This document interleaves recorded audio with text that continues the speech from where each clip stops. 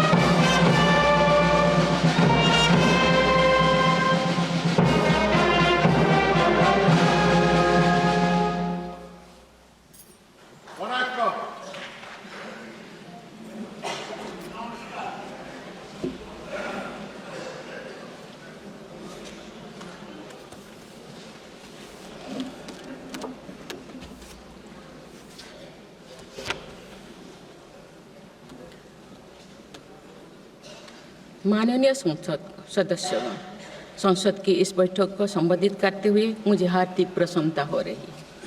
अभी 2 माह पहले हमने संविधान को अपनाने की 75वीं वर्षगांठ मनाए हैं और कुछ दिन पहले ही भारतीय गणतंत्र ने 75 वर्षों की यात्रा भी पूरी की है।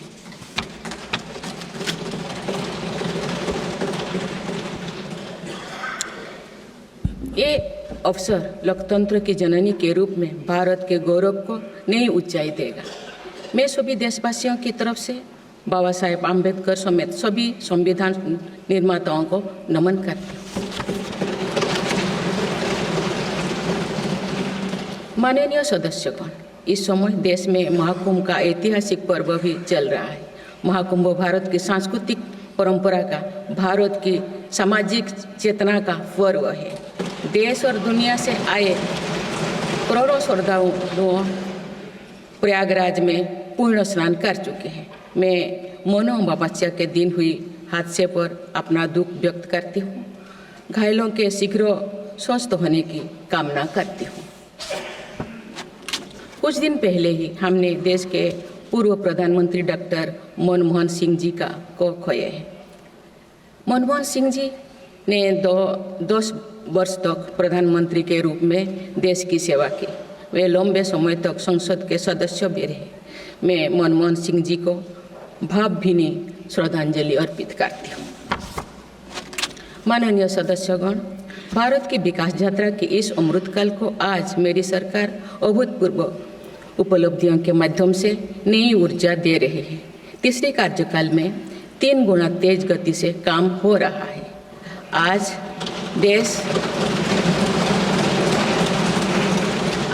देश बड़े निर्णयों और नीतियों को असाधारण गति से लागू होते देख रहा है और इन निर्णयों में देश की गरीब, मध्यम वर्ग, युवा, महिलाओं, किसानों को सर्वोच्च प्राथमिकता मिली। मेरी सरकार ने तीसरे कार्यकाल में सभी के लिए आवास के उद्देश्य की पूर्ति के लिए ठोस कदम उठाए हैं। प्रधानमंत्री आवास योजना का विस्तार करते हुए 3 करोड़ अतिरिक्त परिवारों को नए घर देने का निर्णय लिया गया है।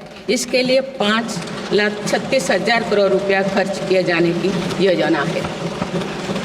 मेरी सरकार गांव में गरीबों की उनकी आवासीय भूमि का हक देने और वित्तीय समावेशन के लिए प्रतिबद्ध है।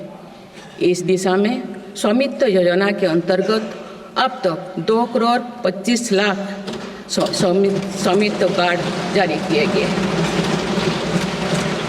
इनमें से करीब 70 लाख स्वामित्व कार्ड पिछले 6 महीने से जारी किए। पीएम किसान सम्मान निधि के तहत करोड़ों किसानों को पिछले महीने में 41,000 करोड़ रुपया की राशि का भुगतान हुआ है। जनजातीय समाज के 5 करोड़ लोगों के लिए धरती व जनजातीय ग्राम उत्कर्ष अभियान प्रारंभ हुआ है। इसके लिए 80,000 करोड़ रुपये का प्रावधान किया गया है। आयुष्मान भारत योजना के अंतर्गत 70 वर्षों और उससे अधिक उम्र के 6 करोड़ वरिष्ठ नागरिकों को स्वास्थ्य बीमा देने का फैसला हुआ है। इन्हें हर वर्ष 5 लाख रुपये का हेल्थ कवर मिलेगा। छोटे उद्यमियों के लिए मुद्रा ऋण की सीमा 10 लाख रुपये से बढ़कर 20 लाख रुपया कर दी गई है। मेरी सरकार ने युवाओं की शिक्षा और उनके लिए रोजगार के नए अवसर तैयार करने पर विशेष फोकस किया है। मेधावी छात्रों को उच्च शिक्षा में वित्तीय सहायता देने के लिए पीएम विद्यालक्ष्मी योजना शुरू की गई है। 1 करोड़ युवाओं को शीर्ष 500 कंपनियों में इंटर्नशिप के अवसर भी दिए जाएंगे। पेपर लीक की घटनाओं को रोकने और भर्ती में पारदर्शिता सुनिश्चित करने के लिए नया कानून लागू किया गया है। सहकार से समृद्धि की भावना पर चलते हुए सरकार ने त्रिभुवन सहकारी यूनिवर्सिटी की स्थापना को प्रस्ताव स्वीकृत किया है। सरकार ने प्रधानमंत्री ग्राम सड़क योजना के 4थे चरण में 25,000 बस्तियों को जोड़ने के लिए 70,000 करोड़ रुपया स्वीकृत किए। आज जब हमारा देश अटल जी की जन्म शताब्दी का वर्ष मना रहा है, तो प्रधानमंत्री ग्राम सड़क योजना उनके विजन का पर्याय बनी हुई है। देश में अब 71,000 वंदे भारत, अमृत भारत और नमो भारत ट्रेन चल रही है, जिनमें पिछले 6 माह में ही 17 नए वंदे भारत और एक नमो भारत ट्रेन को जोड़ा गया है। वन नेशन वन इलेक्शन और वक्फ अधिनियम संशोधन जैसे कई महत्वपूर्ण विषयों पर भी सरकार ने तेज गति से कदम आगे बढ़ाए हैं। माननीय सदस्यगण, मेरी सरकार के 1 दशक के कार्यकाल ने विकसित भारत की यात्रा को नई ऊर्जा दी है। विकसित भारत के विजन में जन भागीदारी का सामूहिक सामर्थ्य है, देश की आर्थिक उन्नति का रोड मैप है, डिजिटल क्रांति के रूप में टेक्नोलॉजी की ताकत है और आधुनिक इंफ्रास्ट्रक्चर का आधार भी है। मेरी सरकार के प्रयास के बल पर भारत दुनिया की तीसरी सबसे बड़ी अर्थव्यवस्था बनने जा रही है। विकसित भारत की उड़ान को हमारे संविधान के आदर्शों का सतत मार्गदर्शन मिलता रहे, इसके लिए सरकार ने सेवा, सुशासन, समृद्धि और स्वाभिमान इन प्रमुख सिद्धांतों को गवर्नेंस के केंद्र में रखा है। सरकार रिफॉर्म, परफॉर्म और ट्रांसफॉर्म के अपने संकल्पों को तेज गति से आगे बढ़ा रही है। मेरी सरकार का मंत्र है सबका साथ, सबका विकास, सबका विश्वास और सबका प्रयास, और इस मंत्रों का एक ही लक्ष्य है, विकसित भारत का निर्माण। माननीय सदस्यगण, जब देश के विकास का लाभ अंतिम पायदान पर खड़े व्यक्ति को भी मिलने लगता है, तो भी विकास सार्थक होता है। मेरी अंत्योदय की वह भावना है जिसके प्रति मेरी सरकार संकल्पित रही है। गरीब को गरिमापूर्ण जीवन मिलने से उसमें जो सशक्तिकरण का भाव पैदा होता है और गरीबी से लड़ने में उसकी मदद करता है। स्वच्छ भारत अभियान के तहत बने 12 करोड़ शौचालय, प्रधानमंत्री उज्ज्वला योजना के तहत निःशुल्क दिए गए 10 करोड़ गैस कनेक्शन, 80 करोड़ जरूरतमंदों का राशन, सौभाग्य योजना, जल जीवन मिशन जैसे अनेक योजनाओं में गरीब को ये भरोसा दिया गया है कि वे सम्मान के साथ जी सकते हैं। ऐसे ही प्रयासों की वजह से देश के 25 करोड़ लोग गरीबों को परास्त करके आज अपने जीवन में आगे बढ़ रहे हैं। इन्होंने न्यू मिडिल क्लास का एक ऐसा समूह तैयार किया है जो भारत की ग्रोथ को नई ऊर्जा से भर रहा है। माननीय सदस्यगण, भारत जैसे देश की आर्थिक उन्नति मध्यम वर्ग मिडिल क्लास की आकांक्षाओं और उनकी पूर्ति से परिभाषित होती है। मध्यम वर्ग जितने बड़े सपने देखेगा, देश उतने ही ऊंचा उड़ान भरेगा। मेरे सरकार ने मुक्त स्वर से मध्यम वर्ग के योगदान को न केवल स्वीकारा है, बल्कि हर मौके पर उसे सराहा भी है। सरकारी कर्मचारी भी मिडिल क्लास के अहम प्रतिनिधि है। हाल ही में मेरी सरकार ने सरकारी कर्मचारियों के कल्याण के लिए 8वें वेतन आयोग के गठन का निर्णय लिया है। ये निर्णय आने वाले वर्षों में सरकारी कर्मचारियों के वेतन में बड़ी वृद्धि का आधार बनेगा।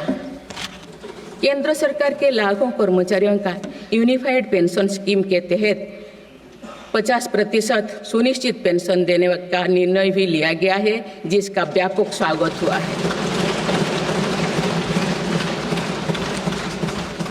मध्यम वर्ग का अपने घर का सपना पूरा करने के लिए भी मेरी सरकार प्रतिबद्ध है। रेरा जैसे कानून बनाकर मध्यम वर्ग के सपने को सुरक्षा दी गई है। घर के लिए लोन पर सब्सिडी दी जा रही है। उड़ान योजना ने लगभग 1.5 करोड़ लोगों का हवाई जहाज में उड़ने का सपना पूरा किया गया है। जन औषधि केंद्रों में 80% रियायती दरों पर मिल रही दवाओं से देशवासियों की 30,000 करोड़ रुपये से ज़्यादा बचे हैं। हर विषय की पढ़ाई के लिए सीटों की संख्या में भी कई गुना बढ़ोतरी का बहुत लाभ मध्यम वर्ग को मिला है। राष्ट्र निर्माण में करदाता के योगदान को मेरी सरकार ने सम्मान देते हुए टैक्स से जुड़े मसलों को आसान किया है। टैक्स विवादों को कम करने के लिए फेसलेस मूल्यांकन की शुरुआत कर पारदर्शिता बढ़ाई गई है। आप देश में 75 वर्ष से अधिक उम्र के वरिष्ठ नागरिकों को जिन्हें सिर्फ पेंशन मिलती है, आयकर रिटर्न दाखिल करने के संबंध में स्वयं निर्णय लेने का अधिकार दिया गया है। माननीय सदस्यगण, मेरी सरकार महिलाओं के नेतृत्व में देश को सशक्त बनाने में यानी ह्यूमन लेड डेवलपमेंट में विश्वास करती है। नारी शक्ति बंधन अधिनियम के द्वारा लोकसभा और विधानसभा में महिलाओं के लिए आरक्षण इस दिशा में एक महत्वपूर्ण कदम है। राष्ट्रीय ग्रामीण आजीविका मिशन के तहत 91 लाख से अधिक स्वयं सहायता समूहों को सशक्त किया जा रहा है। देश की 2 करोड़ से भी अधिक महिलाओं को इसके साथ जोड़ा गया है। इन्हें कुल 9 लाख करोड़ रुपये से अधिक की राशि बैंक लिंकेज के माध्यम से वितरित की जा रही है। मेरी सरकार का लक्ष्य देश में 3 करोड़ लखपति दीदी बनाने का है। आज 1 करोड़ 15 लाख से भी अधिक लखपति दीदी एक गरिमामयी जीवन जी रहे हैं। इनमें से लगभग 50 लाख लखपति दीदी बीते 6 महीने में बनी है। ये महिलाएं एक उद्यमी के रूप में अपने परिवार के आय में योगदान दे रहे हैं। इंश्योरेंस फॉर ऑल की भावना के साथ कुछ महीने पूर्व ही बीमा सखी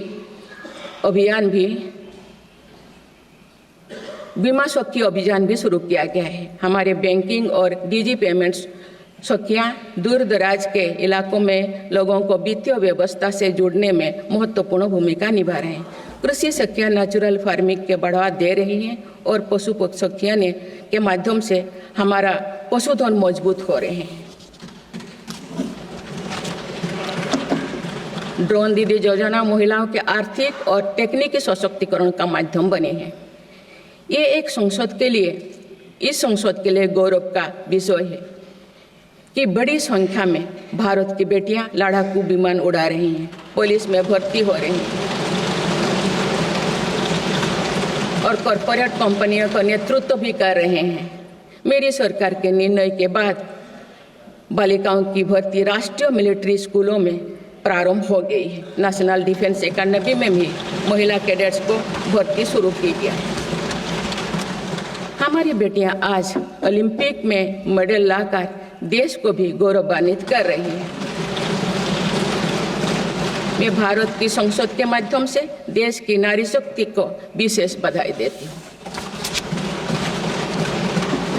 माननीय सदस्यगण, पिछले 1 दशक में देश के हर बड़े प्रयास का दायित्व आगे बढ़कर भारत के युवाओं को उठाना पड़ा है। आज हमारा युवा स्टार्टअप स्पोर्ट्स से लेकर स्पेस तक हर फील्ड में देश का नाम रोशन कर रहे हैं। माय भारत पोर्टल के जरिए लाखों युवा राष्ट्र निर्माण के कार्य से जुड़ रहे हैं। पिछले 1 दशक में मेक इन इंडिया, आत्मनिर्भर Bharat, startup India, stand up India और डिजिटल इंडिया जैसी पहल ने युवाओं को रोजगार के अनेक अवसर प्रदान किए हैं। पिछले 2 वर्षों में सरकार ने रिकॉर्ड संख्या में 10 लाख स्थायी सरकारी नौकरियां प्रदान की गई। मेरी सरकार ने युवाओं के बेहतर कौशल और नए अवसरों के सृजन के लिए 2 लाख करोड़ रुपया का पैकेज स्वीकृत किया है। 1 करोड़ युवाओं के लिए इंटर्नशिप की व्यवस्था से युवाओं को ग्राउंड पर काम करने का अनुभव प्राप्त होगा। आज देश में 1.5 लाख से अधिक स्टार्टअप है जो इनोवेशन के स्तंभ के रूप में उभर रहे हैं। 1000 करोड़ रुपया की लागत से स्पेस सेक्टर में वेंचर कैपिटल फंड की शुरुआत की गई है। US world future skill index 2025 में भारत विश्व में दूसरे नंबर पर पहुंच गया है। यानी फ्यूचर ऑफ वर्क श्रेणी में एआई और डिजिटल टेक्नोलॉजी अपनाने में भारत दुनिया को रास्ता दिखा रहा है। ग्लोबल इनोवेशन इंडेक्स में भी भारत की रैंकिंग 76 से सुधरकर 39 हो गए हैं। माननीय सदस्यगण, मेरी सरकार राष्ट्रीय शिक्षा नीति के माध्यम से विद्यार्थियों के लिए आधुनिक शिक्षा व्यवस्था तैयार कर रही है। कोई भी शिक्षा से वंचित ना रहे, इसीलिए मातृभाषा में शिक्षा के अवसर दिए जा रहे हैं।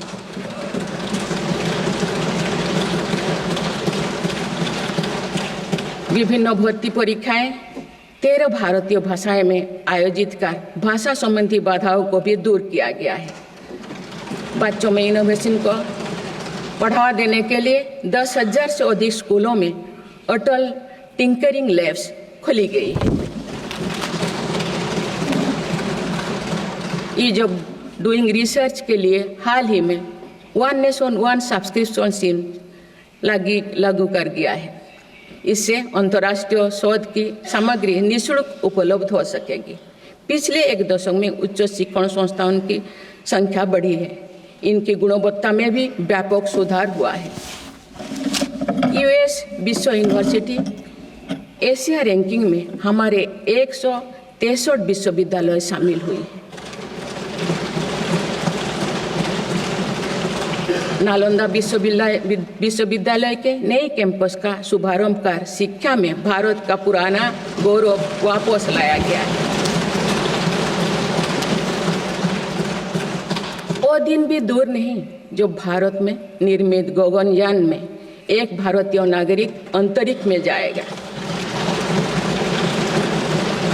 कुछ दिन पहले स्पेस डॉकिंग में सफलता ने भारत के अपने स्पेस स्टेशन का मार्ग और आसान कर दिया गया।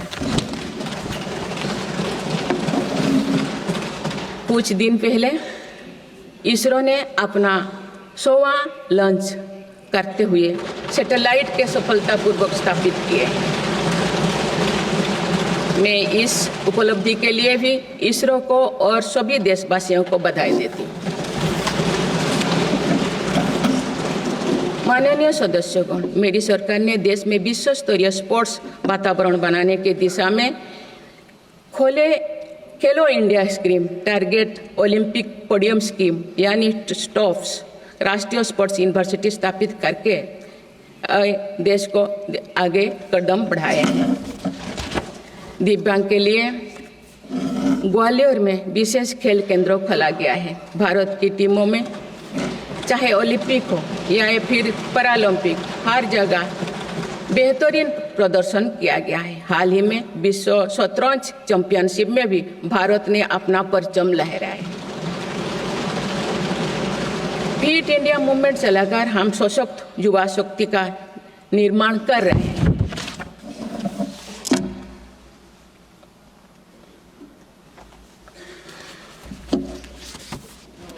माननीय सदस्यगण, विकसित भारत के निर्माण में किसान, जवान और विज्ञान के साथ ही अनुसंधान का बहुत बड़ा महत्व है। हमारा लक्ष्य भारत को ग्लोबल इनोवेशन पावर हाउस बनाना है। देश के शिक्षण संस्थानों में अनुसंधान को बढ़ावा देने के लिए 50,000 करोड़ रुपया की लागत से अनुसंधान नेशनल रिसर्च फाउंडेशन स्थापित किया गया है। 10,000 करोड़ रुपया के लागत से विज्ञान धारा योजना के तहत विज्ञान एवं प्रौद्योगिकी में इनोवेशन को बढ़ावा दिया जा रहा है। आर्टिफिशियल इंटेलिजेंस के क्षेत्र में भारत के योगदान को आगे बढ़ाते हुए इंडिया एआई मिशन प्रारंभ किया गया है।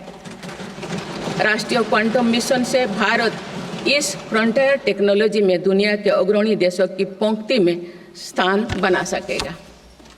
मेरी सरकार देश में बायो मैन्युफैक्चरिंग को बढ़ावा देने के उद्देश्य से बायो ई-ट्री पॉलिसी लाई है।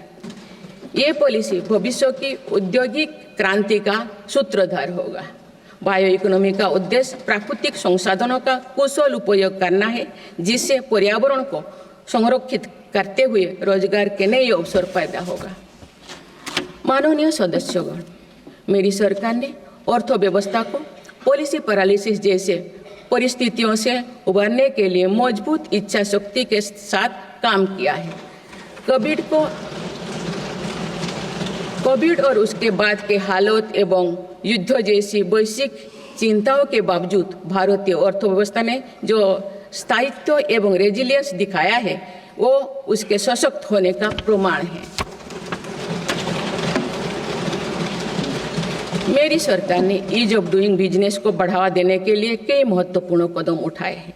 वन नेशन वन टैक्स की भावना के तहत जीएसटी को व्यवस्था लागू की गई है, जिसका फायदा सभी राज्यों को मिल रहा है। मेक इन इंडिया जैसी नीतियों के कारण आप बड़े ग्लोबल ब्रांड को प्रोडक्ट पर भी मेड इन इंडिया के लेवल्स देखने लगे हैं। माननीय सदस्यगण, भारत के छोटे व्यापारी गांव से लेकर शहरों तक हर जगह आर्थिक प्रगति को गति देते हैं। मेरी सरकार छोटे उद्यमियों को अर्थव्यवस्था की रीढ़ मानते हुए उन्हें स्वरोजगार के नए अवसर दे रही है। एमएसएमई के लिए क्रेडिट गारंटी स्कीम और ई कॉमर्स एक्सपोर्ट हब्स सभी प्रकार के उद्योगों को बढ़ावा दे रही है। तीसरी कार्यकाल में मेरी सरकार द्वारा मुद्रा ऋण की सीमा को 10 लाख रुपये से बढ़ाकर 20 लाख रुपया करने का लाभ करोड़ों छोटे उद्यमियों को हुआ। मेरी सरकार ने क्रेडिट एक्सेस को आसान बनाया है। इससे वित्तीय सेवाओं की लोकतांत्रिक बनाया जा सका है। आज लोन, क्रेडिट कार्ड, बीमा जैसे प्रोडक्ट सबके लिए आसानी से सुलभ हो रही है। दशकों तो हमारे देश के रेहड़ी फैक्ट्री पर दुकान लगाकर आजीविका चलाने वाले भाई बहन बैंकिंग व्यवस्था से बाहर रहे। आज उन्हें पीएम स्वनिधि योजना का लाभ मिल रहा है। डिजिटल ट्रांजैक्शन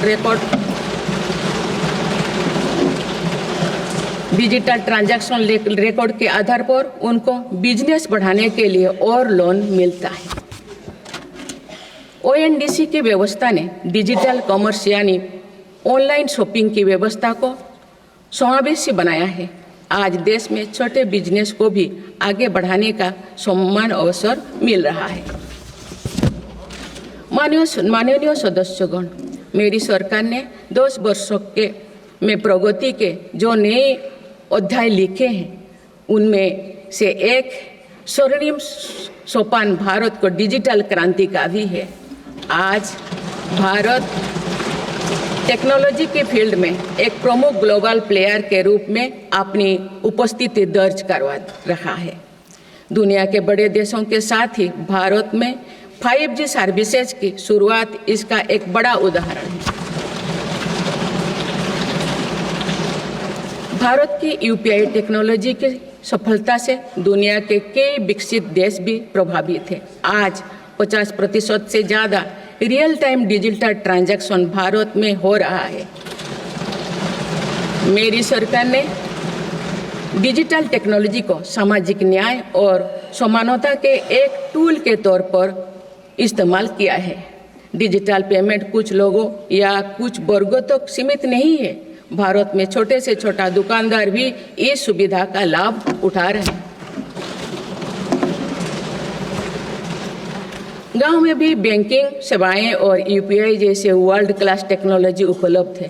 भारत में पिछले 10 साल में बने 5 लाख से ज़्यादा कॉमन सर्विस सेंटर्स सरकार की दर्जनों सुविधाएं ऑनलाइन उपलब्ध कराई जा रही हैं। मेरी सरकार ने लोगों के जीवन पर सरकार का प्रभाव कम करने के लिए ई गवर्नेंस को महत्व दिया है। डिजी लॉकर्स की व्यवस्था ने लोगों को कभी भी कहीं भी अपने महत्वपूर्ण डॉक्यूमेंट्स पाने और दिखाने की सुविधा दी गई। तेजी से डिजिटाइज होते हमारे समाज में आज राष्ट्रीय सुरक्षा से जुड़ा एक और महत्वपूर्ण विषय साइबर सिक्योरिटी है। डिजिटल फ्रॉड, साइबर क्राइम और डीप फेक जैसे टेक्नोलॉजी सामाजिक, आर्थिक और राष्ट्रीय सुरक्षा के लिए चुनौती भी बनी है। इन साइबर क्राइम को नियंत्रित करने के लिए कई कदम उठाए गए हैं। साइबर सुरक्षा के क्षेत्र में भी युवाओं के लिए रोजगार की संभावनाएं हैं। मेरी सरकार साइबर सिक्योरिटी में दक्षता सुनिश्चित करने दिशा में निरंतर कार्यरत है। इसके फलस्वरूप भारत ने ग्लोबल साइबर सिक्योरिटी इंडेक्स में Tier 1 स्टेटस प्राप्त कर लिया है।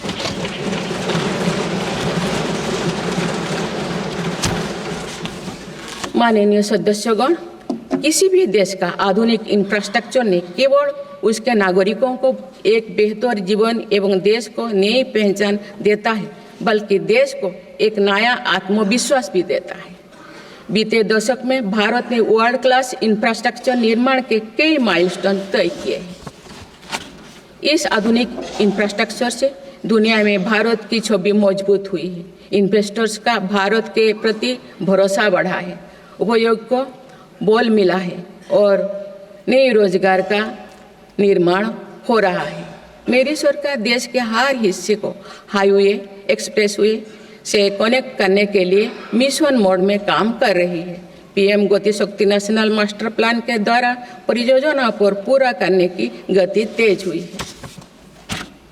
2 साल पहले बुनियादी ढांचे का बजट लगभग 2 लाख करोड़ रुपया था, जो पिछले बजट में बढ़कर 11 लाख करोड़ रुपया से अधिक हो गया।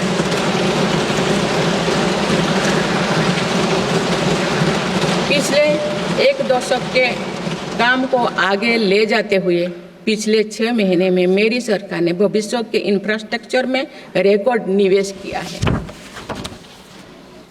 वाडबोर्ड में भारत के पहले डीप वाटर मेगा पोर्ट की आधारशिला रखी गई है। 76,000 करोड़ की लागत से बनने वाला ये पोर्ट विश्व के शीर्ष 10 पोर्ट में से एक।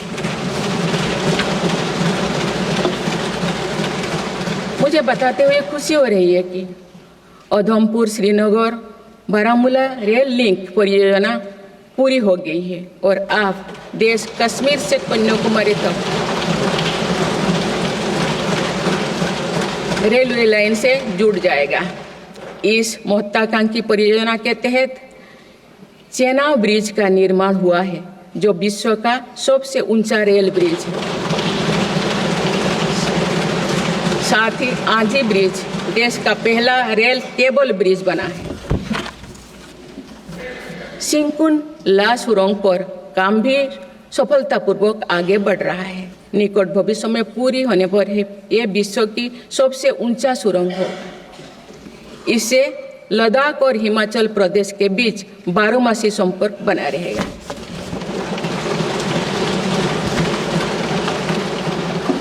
भारत का एविएशन सेक्टर तेजी से विकास कर रहा है। देश की एयरलाइन कंपनियों ने 1700 से अधिक नए विमानों के ऑर्डर दिए हैं। इतनी बड़ी संख्या में आने वाले विमानों के परिचालन के लिए हम एयरपोर्ट्स का विस्तार कर रहे हैं। पिछले एक दशक में देश के एयरपोर्ट्स की संख्या 2 गुनी हो गई है।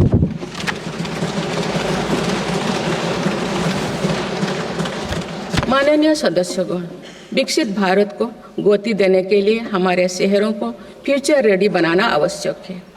इस दिशा में मेरी सरकार ने शहरी सुविधाओं का आधुनिकीकरण कर उन्हें एनर्जी एफिशिएंट बनाने पर जोर दिया है। साथ ही नई शहरों के विकास के भी नींव रखी जा रही है। मेरी सरकार ने लगभग 28,000 करोड़ रुपया के निवेश से देश भर में 12 इंडस्ट्रियल नोड और शहरों के पास 100 औद्योगिक पार्क बनाने का भी निर्णय लिया है।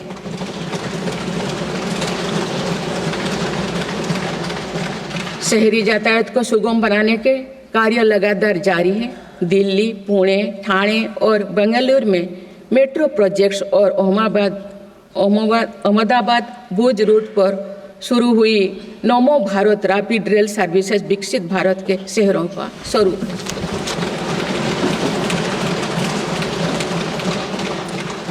कुछ सप्ताह पूर्व ही दिल्ली में रिठारा नरेला कुंडली कॉरिडोर का काम शुरू हुआ है, जो दिल्ली मेट्रो नेटवर्क के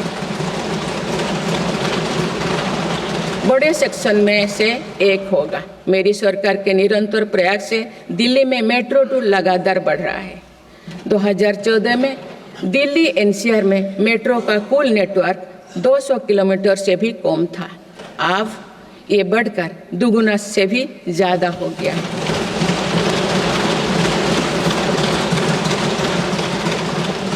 आज मुझे ये बताते हुए बेहद प्रसन्नता हो रही है कि भारत का मेट्रो नेटवर्क अब 1000 किलोमीटर के माइलस्टोन को पार कर चुका है।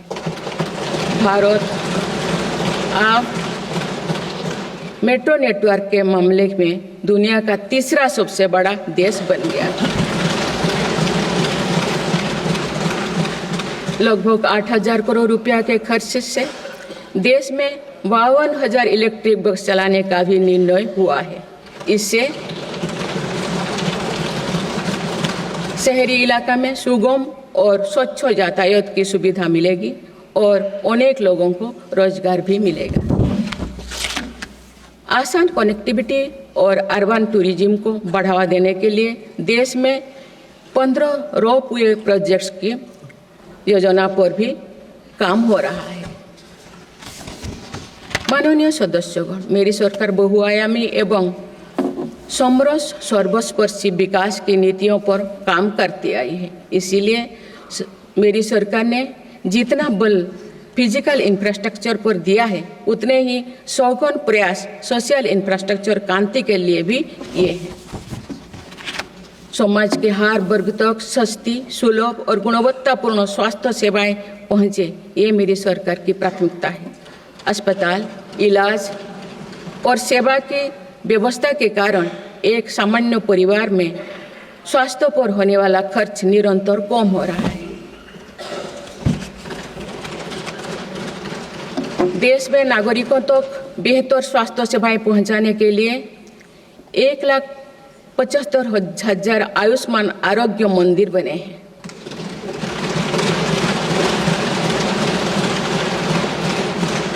देश में कैंसर मरीजों की बढ़ती संख्या और इलाज में होने वाले खर्च को देखते हुए अनेक कैंसर दवाओं को कस्टम ड्यूटी में से मुक्त कर दिया गया है।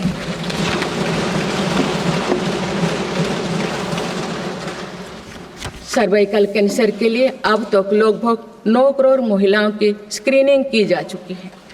मेरी सरकार के प्रयास से दिमागी बुखार से लड़ने में देश को काफ़ी सफलता मिली है। इससे होने वाले मृत्यु दर अब घटकर 6% रह गए। राष्ट्रीय टीबी उन्मूलन कार्यक्रम के अंतर्गत टीबी के मरीजों की संख्या भी घटी है।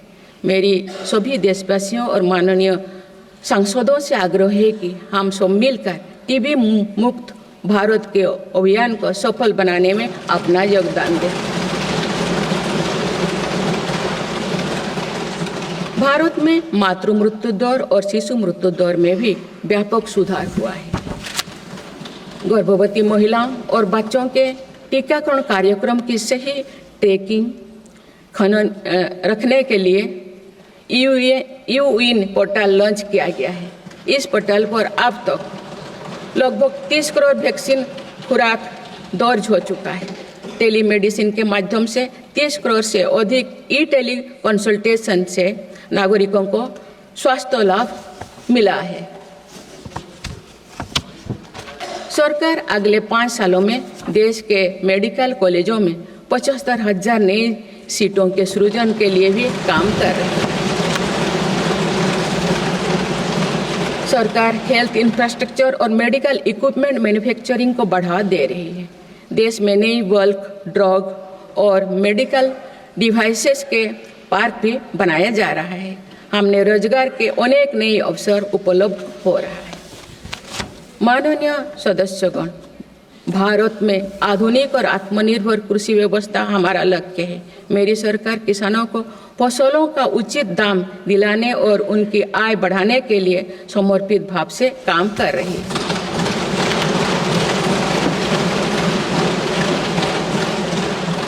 वर्ष 2023-24 में रिकॉर्ड 332 मिलियन टन अनाज उत्पादन हुआ है और आज भारत विश्व का सबसे बड़ा दूध, दाल और मसालों का उत्पादक है।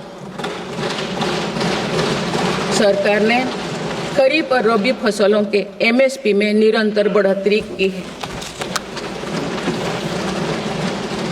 पिछले 10 दशक में धान, गेहूं, दलहन, तिलहन और मोटे अनाज की खरीद पर 3 गुना ज्यादा राशि खर्च की गई है।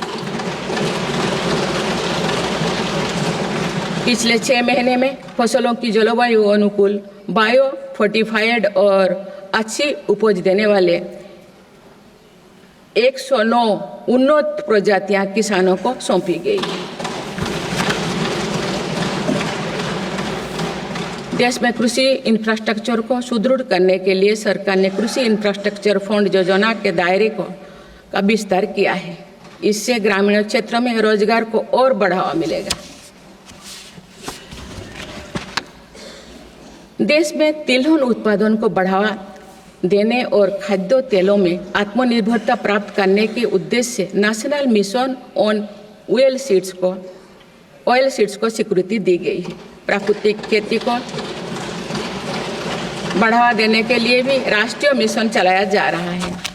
इस वर्ष की शुरुआत में ही किसानों को सस्ती दरों में DAP की उपलब्धता सुनिश्चित करने के लिए विशेष पैकेज की अवधि की बढ़ाया गया है। मत्स्य पालन को बढ़ावा देने के लिए 11 एकीकृत एक्वा पार्क की स्थापना की गई है। माननीय सदस्यगण, कुछ सप्ताह पूर्व ही भारत मौसम विज्ञान विभाग के 150 साल पूरी हुई है। वेदर रेडी और क्लाइमेट स्मार्ट भारत के लिए मेरी सरकार ने 2000 करोड़ रुपए की लागत से मिशन मौसम प्रारंभ किया है, जिसका लाभ हमारे किसानों को भी मिलेगा। बाबा साहेब आम्बेडकर के विजन पर चलते हुए देश के सूखाग्रस्त इलाकों में सिंचाई और पीने के पानी उपलब्ध कराने के लिए मेरी सरकार ने 2 ऐतिहासिक रिवर इंटरलिंकिंग परियोजनाओं पर काम आगे बढ़ाया है। 40,000 करोड़ रुपये से अधिक लागत की 3 बेतवा लिंक परियोजना में मध्य प्रदेश और उत्तर प्रदेश के लाखों ग्रामीण भाई बहन का लाभ मिलेगा। संशोधित पार्वती कालीमेघी चंबल लिंक परियोजना में राजस्थान और मध्य प्रदेश में सिंचाई और पीने के पानी की आवश्यकता की पूर्ति। पोलावरम सिंचाई परियोजना को पूरा करने के लिए 12,000 करोड़ रुपया की अतिरिक्त राशि भी स्वीकृत की गई है। माननीय सदस्यगण, हमारे 8 लाख सहकारी संस्थाएं एवं उनके 19 करोड़ हितधारक सदस्य ग्रामीण भारत के करीब 90% क्षेत्र का प्रतिनिधित्व करते हैं। बीते वर्षों में शहरी क्षेत्रों में भी सहकारी संस्थाओं का विस्तार हुआ है। सहकारी सेक्टर के आर्थिक सशक्तिकरण के लिए उठाए गए विभिन्न कदमों के फलस्वरूप रोजगार के अनेक अवसर सृजित हो गए हैं। वर्ष 2025 को अंतर्राष्ट्रीय सहकारिता वर्ष के रूप में मनाया जा रहा है, जिसमें भारत अपना महत्वपूर्ण योगदान देगा।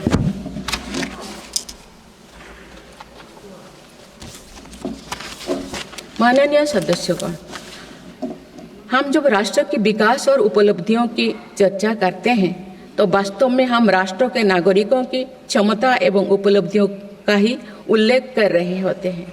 आज देश के विकास में सबका साथ है, इसीलिए हम देश के सही सामर्थ्यों का अनुभव कर पा रहे हैं। मेरी सरकार के प्रयासों का सबसे अधिक लाभ देश के दलित, वंचित और आदिवासी समाज को मिल रहा है।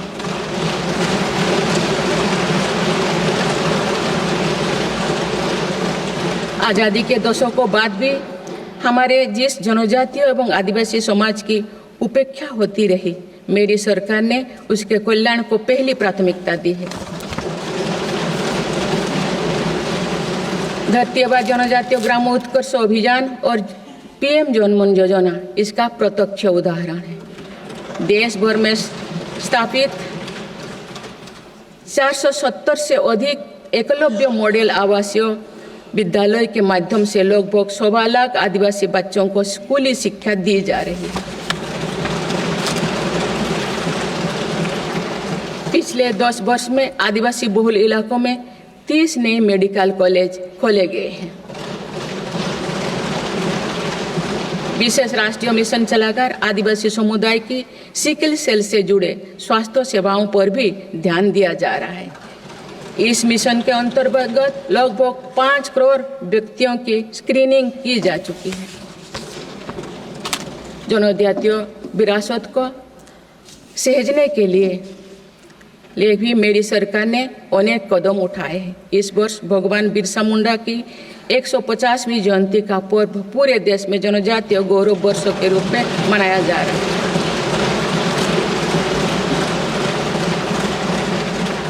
माननीय सदस्यगण, विकसित भारत की एक महत्वपूर्ण कसौटी देश का संतुलित विकास है।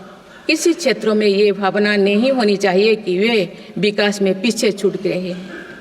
मेरी सरकार ने नॉर्थ ईस्ट के लोगों की इन्हीं भावनाओं को समझा, उनके दिल से दूरियों का भाव समाप्त किया।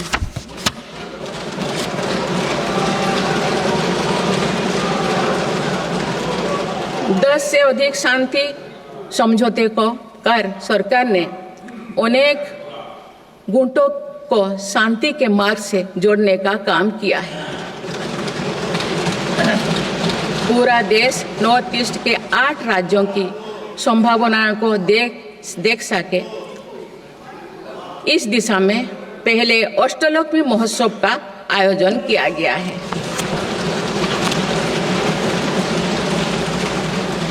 पूर्वोत्तर के विकास के साथ साथ सरकार ने देश के पूर्वोत्तर यानी पूर्वी राज्यों के सर्वांगीण विकास की कार्य योजना पर काम शुरू कर दिया गया है, जिससे रोजगार के नए अवसर भी उपलब्ध होगी। अंडमान निकोबार एवं लक्षद्वीप में विकास की कई परियोजनाएं प्रारंभ कर उन्हें राष्ट्र की विकास यात्रा में महत्वपूर्ण स्थान दिया गया है। अनुच्छेद 370 हटाने के बाद जम्मू कश्मीर में विकास का एक नया वातावरण बना है।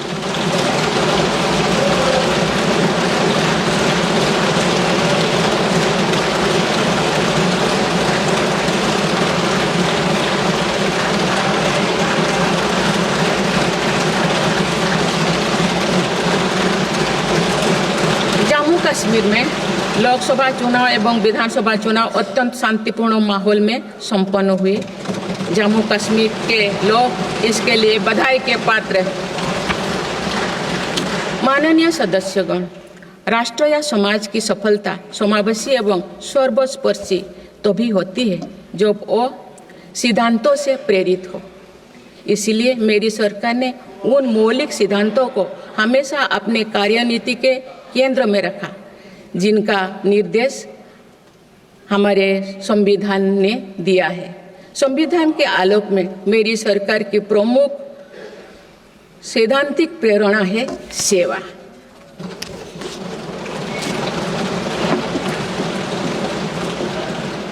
मेरी सरकार मानती है कि 140 करोड़ देशवासियों की सेवा ही सरकार का प्रमुख कर्तव्य है। इस दिशा में सरकार पूरी संवेदनशीलता से काम कर रही है। समाज के पिछड़े वर्ग और सफाई कर्मचारियों को आसान लोन मुहैया कराने के लिए पीएम सूरज योजना का विस्तार किया गया है। सरकारी योजनाओं का लाभ दिव्यांगजनों तक पहुंचाने के लिए 1 करोड़ से अधिक दिव्यांग पहचान पत्र जारी किए गए हैं।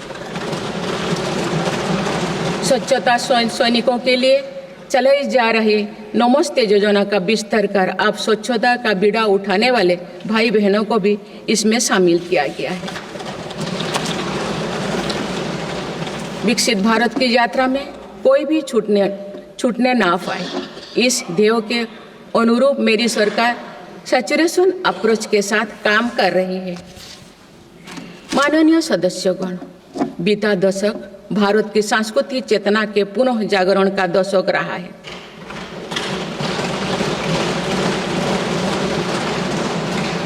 हम अपनी विरासत पर गर्व और विकास के प्रति समर्पण के साथ ऐसा भविष्य गढ़ रहे हैं जहां संस्कृति और प्रगति साथ साथ आगे बढ़े। इस वर्ष हम डॉक्टर श्यामा प्रसाद मुखर्जी की 125वीं जयंती मनाए हैं।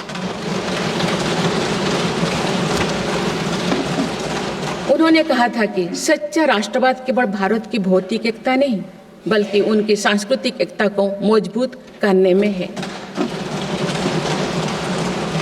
इसी कड़ी में भगवान महावीर का 2550वें निर्माण महोत्सव श्रद्धापूर्वक मनाया गया है।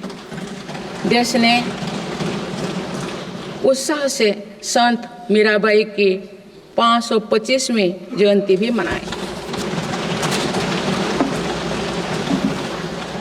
महाकवि संत तरुवल्लभ की स्मृति में कई देशों में सांस्कृतिक केंद्र स्थापित किए जा रहे हैं। मेरी सरकार काशी तमिल संगमम, काशी तेलुगु संगमम, सौराष्ट्र तमिल संगमम जैसे सांस्कृतिक आयोजन करके देश की एकता को बढ़ावा दे रहे हैं। माननीय सदस्यगण, हमारी पांडुलिपियों यहाँ हमारी धरोहर है। इनमें विशाल ज्ञान समाहित है जिसका मानव जाति के लाभ के लिए अध्ययन, शोध और उपयोग करने की आवश्यकता है। उन्होंने प्रौद्योगिकी का उपयोग करके पांडुलिपियों के डिजिटाइजेशन और संरक्षण का कार्य मिशन मोड पर प्रारंभ किया जा रहा है। देश की विरासत का एक महत्वपूर्ण स्तंभ हमारी समृद्ध भाषा संस्कृति है। मुझे खुशी है कि सरकार ने असमी, मराठी, पाली, प्राकृत और बांग्ला भाषाओं को क्लासिकल लैंग्वेज का दर्जा दिया है। भारत की सभी भाषाओं में सरलता से संवाद के लिए एआई की सहायता से भाषिणी प्लेटफॉर्म का देशवासी व्यापक उपयोग कर रहे हैं। माननीय सदस्यगण, मेरी सरकार के प्रयासों से आज विश्व के सांस्कृतिक मंच पर भारत ने ग्लोबल लीडर की पहचान बनाई है।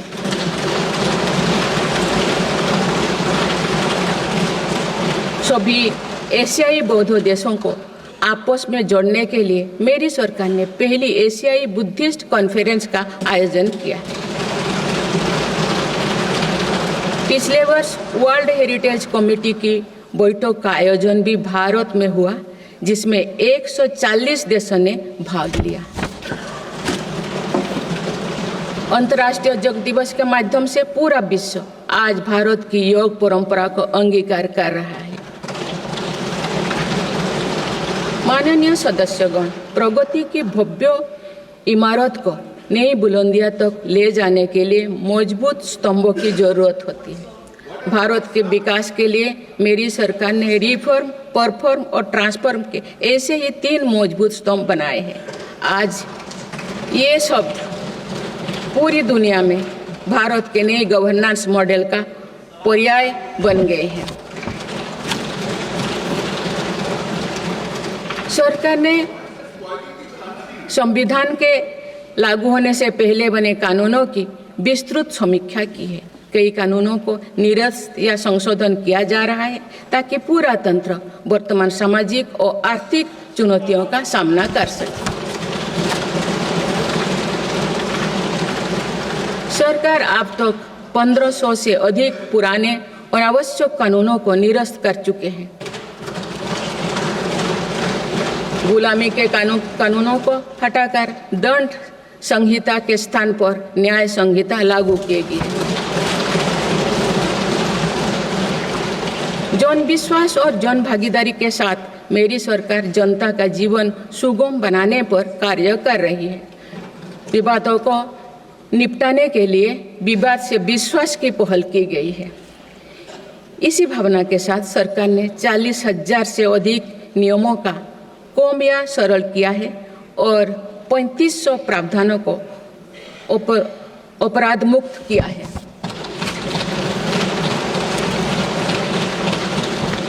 मेरी सरकार ने देश के अत्यंत पिछड़े इलाकों में आकांक्षी जिला कार्यक्रम प्रारंभ कर सुशासन का एक अनूठा प्रयोग किया है।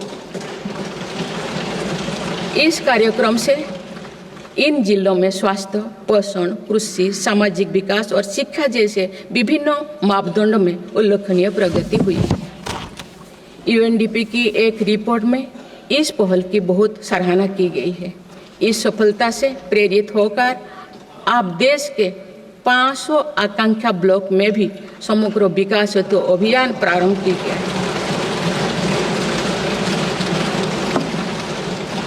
सुशासन पर ध्यान केंद्रित करते हुए आई गोट कर्मयोगी डिजिटल प्लेटफॉर्म बनाया गया है, जिससे सरकारी कर्मियों को अपनी दक्षता बढ़ाकर कर्मयोगी बनाने का प्रोत्साहन मिल रहा है। इस प्लेटफॉर्म पर 1700 पाठ्यक्रमों उपलब्ध है और अब तो 2 करोड़ से अधिक प्रशिक्षण पूर्ण किए गए हैं। माननीय सदस्यगण, इस वर्ष देश सरदार वल्लभ भाई पटेल की 150वीं जयंती मना रहे हैं।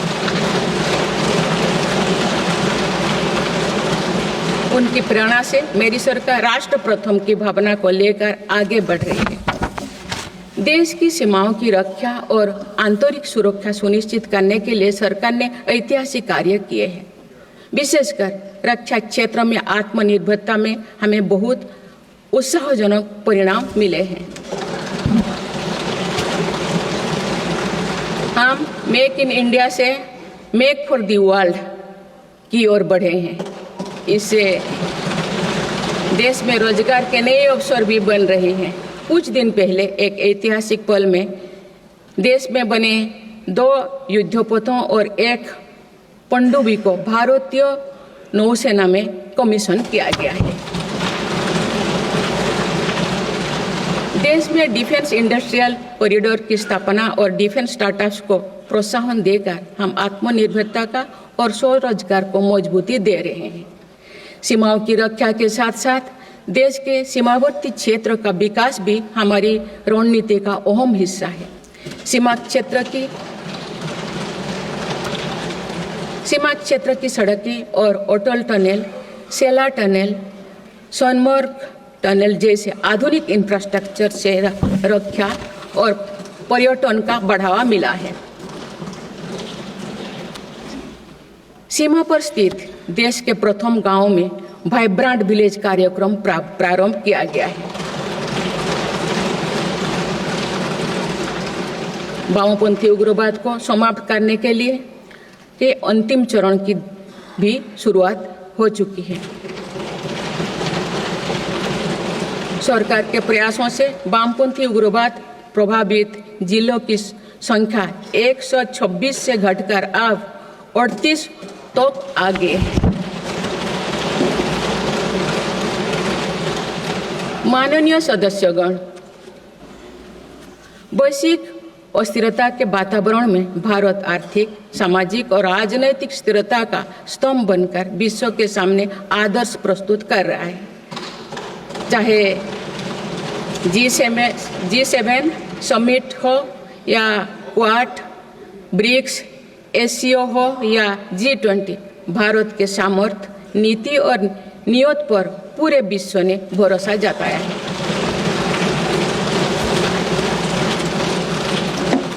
आज बड़े से बड़े वैश्विक मंच पर भी भारत अपने हितों को मजबूत के साथ आगे रखता है।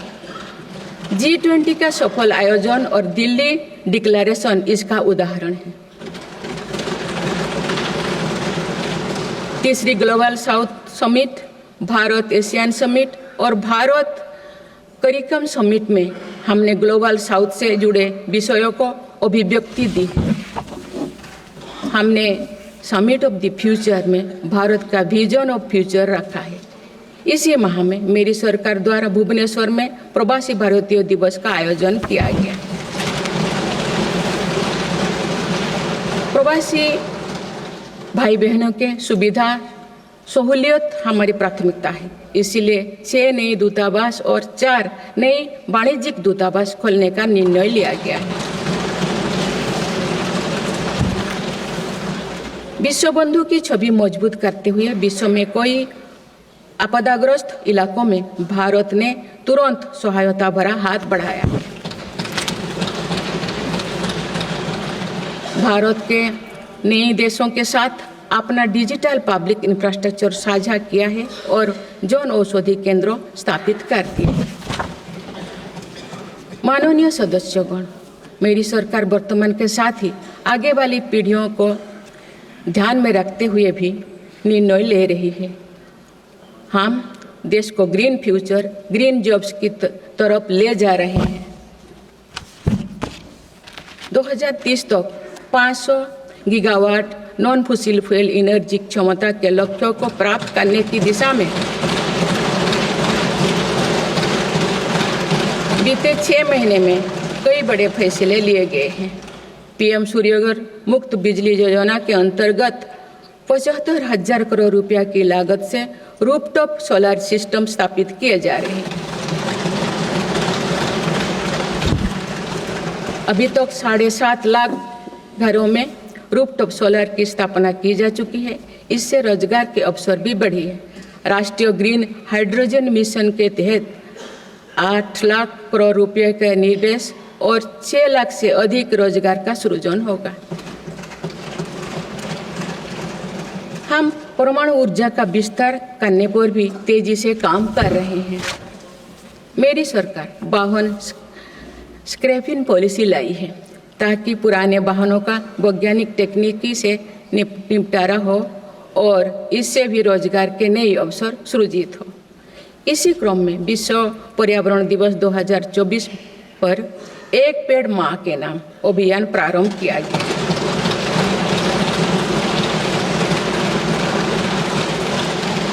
इस पहल में करोड़ों देशवासियों ने बढ़ चढ़कर हिस्सा लिया है। इस अभियान की पूरी विश्व में सराहना की गई है। माननीय सदस्यगण, हमारे भारत 140 करोड़ आबादी वाला देश है। हमारे यहाँ भिन्न भिन्न राज्य, भिन्न भिन्न क्षेत्र, भिन्न भिन्न भाषाएं हैं, परंतु एक राष्ट्र के रूप में हमारी एक ही पहचान है, वो है भारत।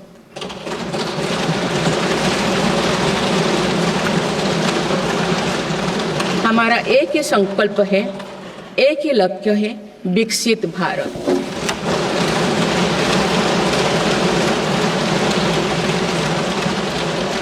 आने वाले वर्षों में देश को विकसित राष्ट्र बनाने के लिए हम सभी दृढ़ संकल्पित लें। इस संकल्प में देश के शहीदों की प्रेरणाएं हैं, पूज्य बापू के मानवीय आदर्श है और सरदार पटेल जी जैसे माँ भारती की संतानों द्वारा हमें दिलाई गई एकता की शपथ है। हमें इन प्रेरणाओं को आगे रखते हुए एकता के इस सामर्थ्य से विकसित भारत के संकल्पों को पूर्ण करना है।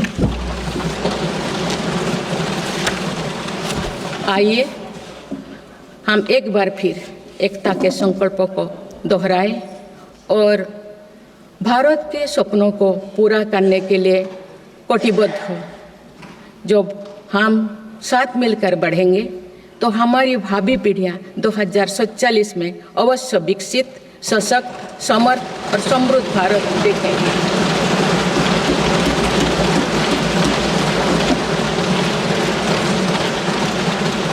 आप सभी को बहुत बहुत शुभकामनाएं। धन्यवाद। जय हिंद, जय Bharat.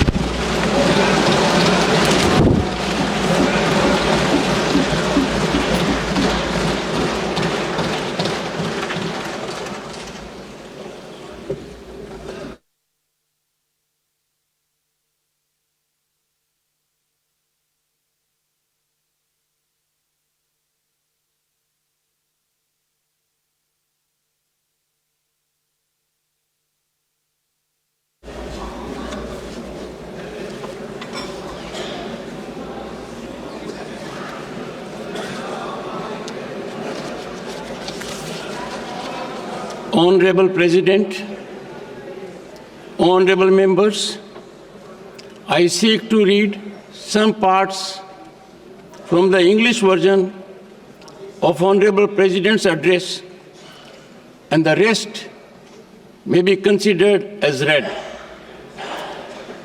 Just 2 months ago, we celebrated the 75th anniversary of adoption of our Constitution.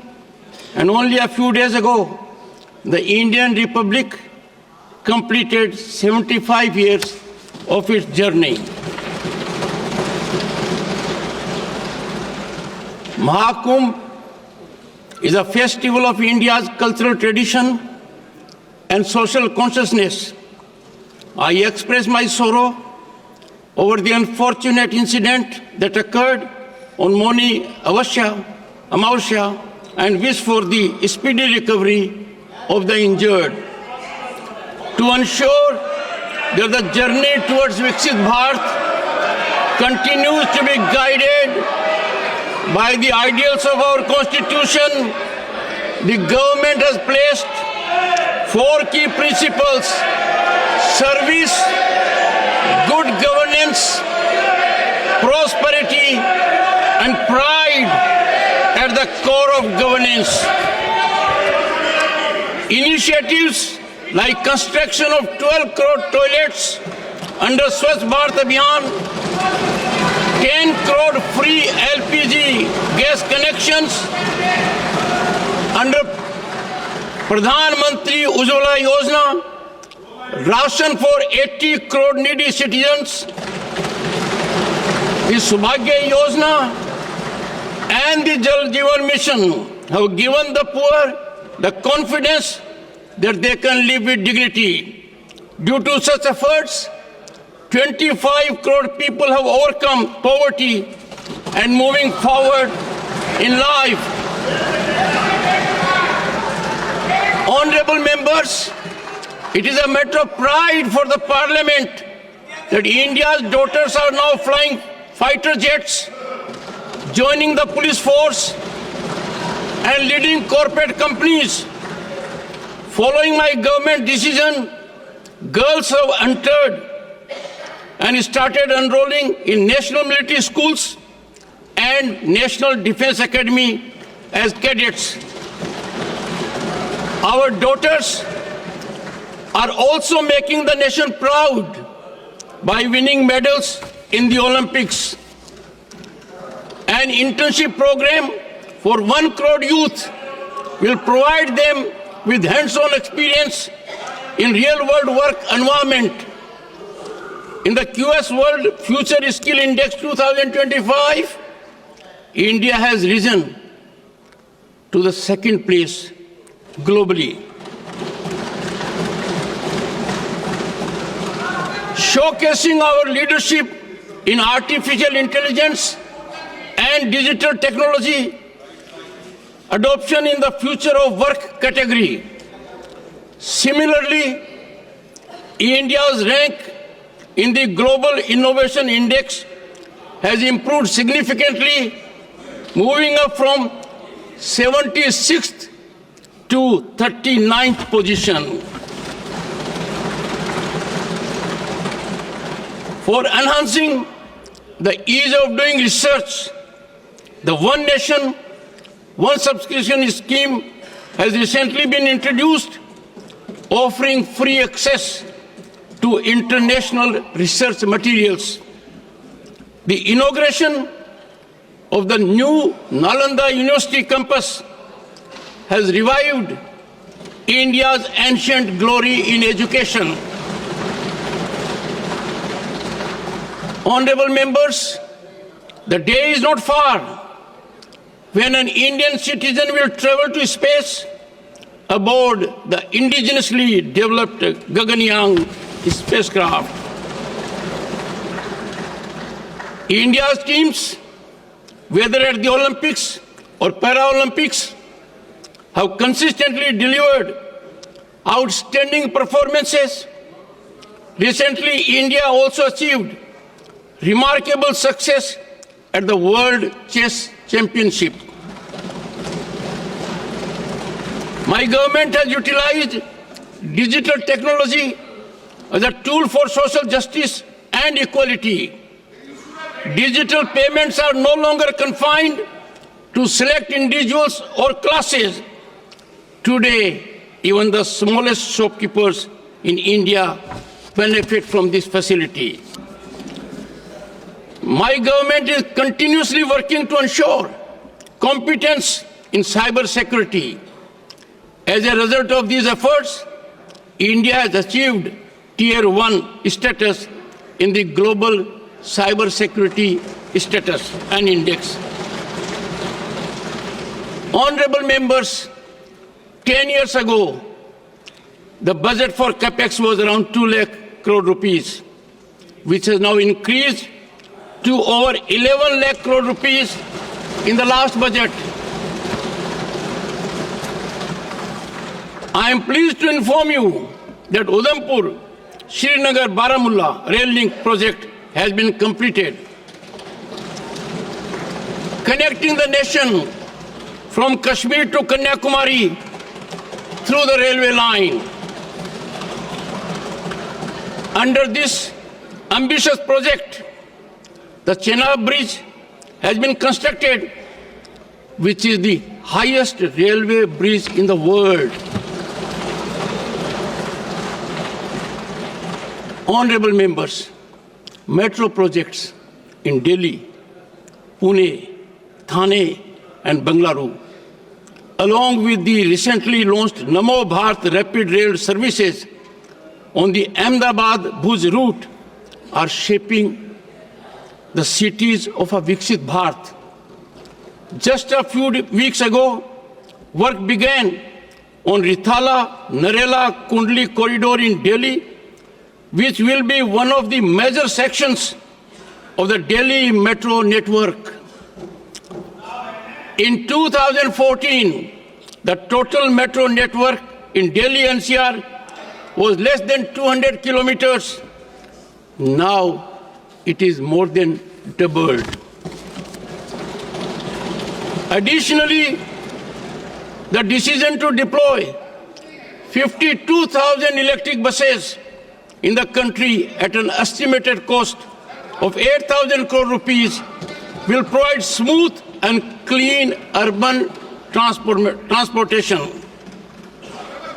Honorable members, through telemedicine, over 30 crore e-teleconsultations have provided healthcare benefit to our citizens. The government is also working on creating 75,000 new seats in medical colleges over the next 5 years. Honorable members, today, India is the largest producer of milk, pulses, and spices in the world. The government has consistently increased the minimum support price for both Kharif and Rabi crops. In the past 6 months, 109 climate-resilient, biofortified, and high-yielding advanced crop varieties have been released to farmers. A national mission is also being implemented to promote natural farming. The year 2025 is being celebrated as the International Year of Cooperatives, and India will play a significant role in this global initiative.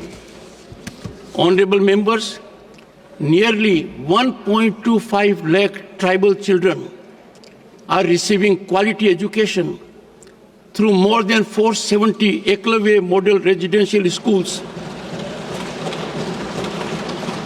In the last 10 years, 30 new medical colleges have been established in tribal-dominated areas. This year, the 150th birth anniversary of Bhagwan Birsa Munda is being celebrated across the country as Janjatiya Gaurav Divas. Honorable members, to showcase the potential of 8 states of the Northeast to the entire country, the first ever Ashtalakshmi Mahotsav was organized. Honorable members, after the abrogation of Article 370, there is a conducive environment for development of Jammu and Kashmir.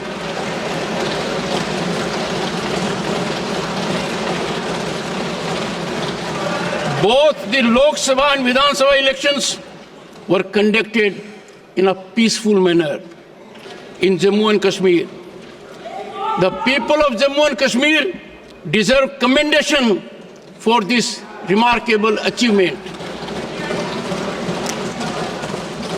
Honorable members, this year we will celebrate the 125th birth anniversary of Dr. Shyama Prasad Mukherjee,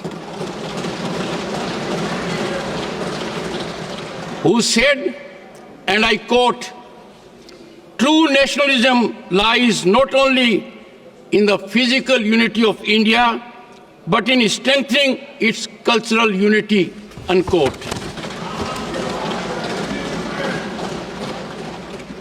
My government is promoting national unity through cultural initiatives like Kashi Tamil Sangam, Kashi Telugu Sangam, and Saurashtra Tamil Sangam. By removing colonial era laws, a Nyaya Sanhita has been introduced in place of the penal code. My government has initiated the Aspirational Districts program in the country's most backward areas, implementing a unique experiment in good governance. A UNDP report has praised this initiative. Inspired by this success, the government has now launched a campaign for the holistic development of 500 aspirational blocks. Honorable members, this year the country is celebrating the 150th birth anniversary of Sardar Vallabhbhai Patel.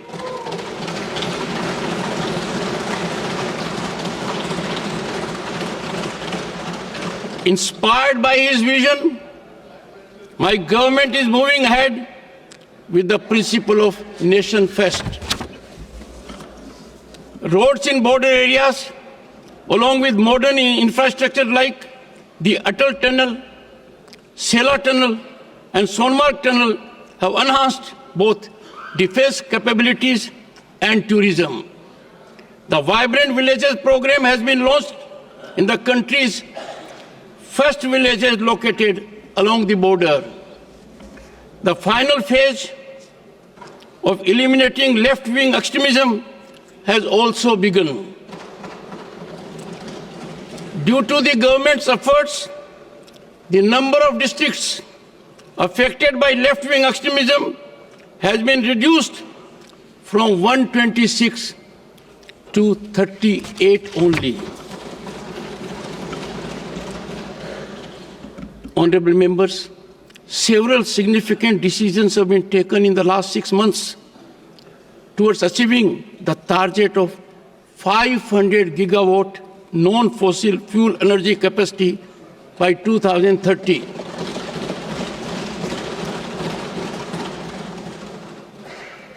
The Ek Ped Maa Ke Naam campaign launched on World Environment Day 2024. Millions of citizens have enthusiastically participated, and this initiative has been appreciated worldwide. We have diverse states, diverse regions, and diverse languages. Yet, as one nation, we have only one identity, Bharat. And we have only one resolution, one goal, Viksit Bharat. When we move forward together, our future generations will surely witness a developed, empowered, capable, and prosperous Bharat in 2047. Jai Hind.